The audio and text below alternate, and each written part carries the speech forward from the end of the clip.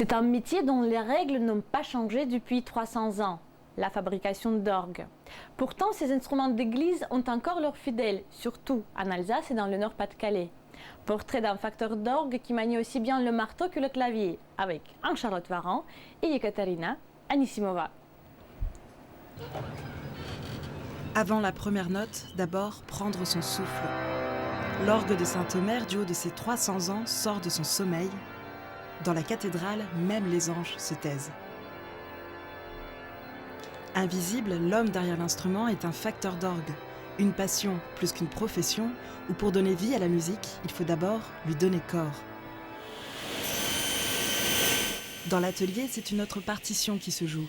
Le métal, le bois, ici à Longnes, Quentin Requier fait parler tous ces matériaux. Alors, faire parler les tuyaux, c'est leur donner vie en fait. Le terme général, c'est harmoniser un orgue. Donc lui donner sa couleur sonore. C'est un peu comme une palette de peintre où on va avoir plusieurs couleurs. Le bourdon, il va avoir une couleur. La trompette, elle va avoir une autre couleur. Facteur d'orgue, c'est avant tout un métier d'artisan. Ils sont à peine 300 aujourd'hui en France à fabriquer et restaurer les grands orgues, dégauchir, raboter, scier, souder. Pour chaque instrument, compter au moins 5000 heures de travail. Après les châssis et les claviers, c'est à l'étage que Floriane sculpte les tuyaux. Donc là, il faut que je lime pour ajuster le biseau correctement au pied pour pouvoir souder. Il faut que ce soit vraiment fait du premier coup au dixième de millimètre. Il faut que ce soit vraiment très précis. Un travail d'orfèvre, répétitif et solitaire.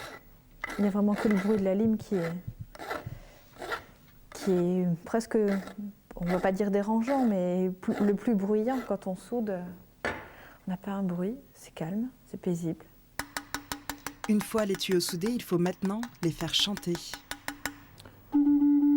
Là, c'est parce que le tuyau, il parlait pas comme je voulais.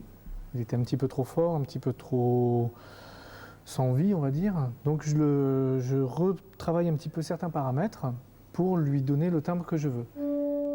Le principal outil du facteur d'orgue, c'est son oreille. Une écoute forgée après 20 ans d'apprentissage, Quentin Requier a attendu toutes ces années pour se lancer à 38 ans et créer son atelier.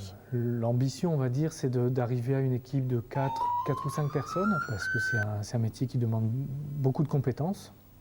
Et s'il n'y a personne pour les transmettre, c'est un métier qui meurt. Pour passer le flambeau, il est revenu dans sa ville natale.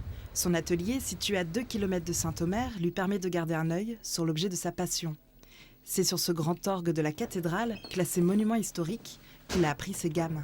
J'ai eu la chance de rentrer à l'école de musique de Saint-Omer avec le titulaire, et le professeur était le titulaire de cet orgue-là.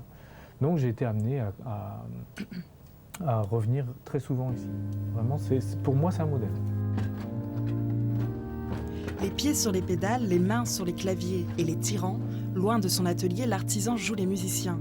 Quelques regards se lèvent pour admirer l'instrument, et sous la nef de Saint-Omer, on tend l'oreille pour écouter le chant du facteur d'orgue.